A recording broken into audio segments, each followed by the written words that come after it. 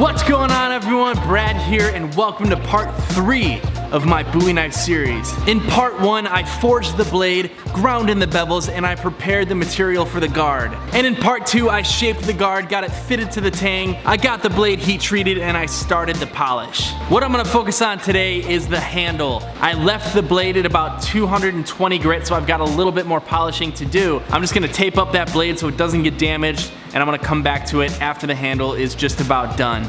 I'll be using a couple pieces of black G10 as well as a piece of steel to create spacers between the guard and the Honduras rosewood burl that I'll be using for this handle.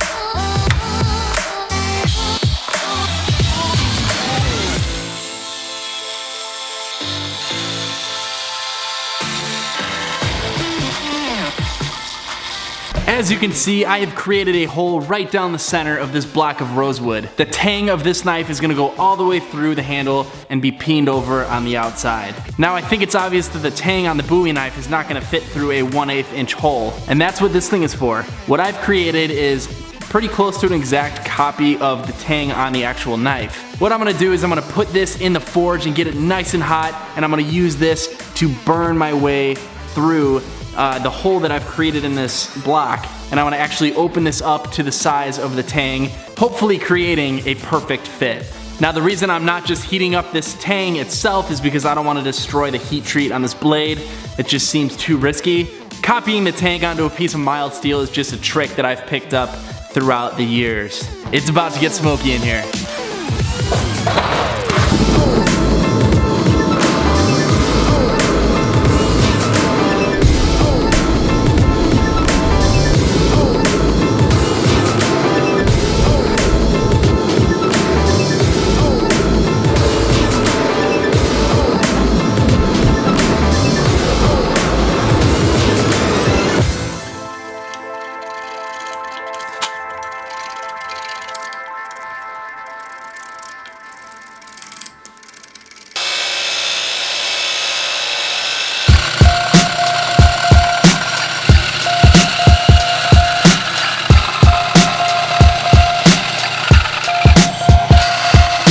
Well, the end is in sight. It's so nice to finally see all of these components thrown together. Obviously a little bit rough still. I have some shaping to do, but I am actually starting to visualize what this knife is gonna look like, and I'm so stoked about this one. Burning out the hole for the tang worked great. It's a little bit wide up towards the front. That's only because when I was entering with the steel, I would sometimes come in at an angle, and I ended up kind of chamfering this a little bit. So it looks a little wide, but it's actually a real tight fit. And any voids in here are just gonna fill with epoxy anyway. And the next thing I'm gonna be working on is preparing this handle to receive a pin that'll hold the tang and the wood together.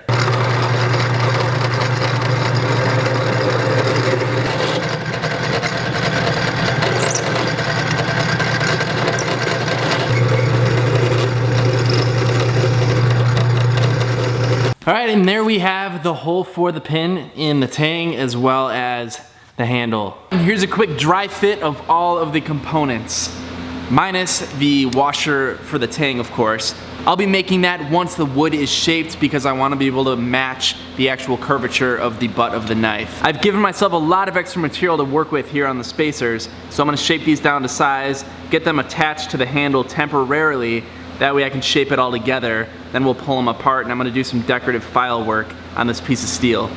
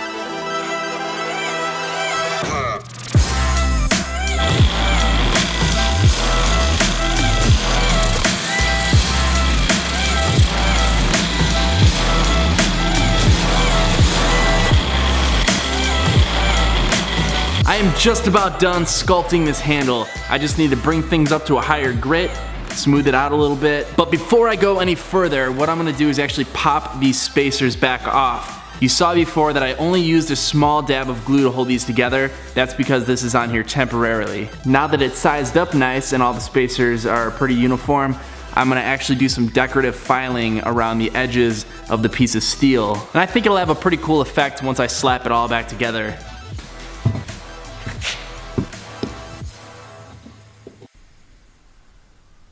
All right, so I knocked all the spacers off. I've got the steel spacer cleaned up a little bit and it's ready for decorative filing. And I'll just be doing a very basic and consistent pattern around the edge of the spacer. Now this is a pretty small piece, so to make things a little bit easier for myself, I'm just gonna etch this to make it a little bit darker. That way it'll be easier for me to see what material I've removed.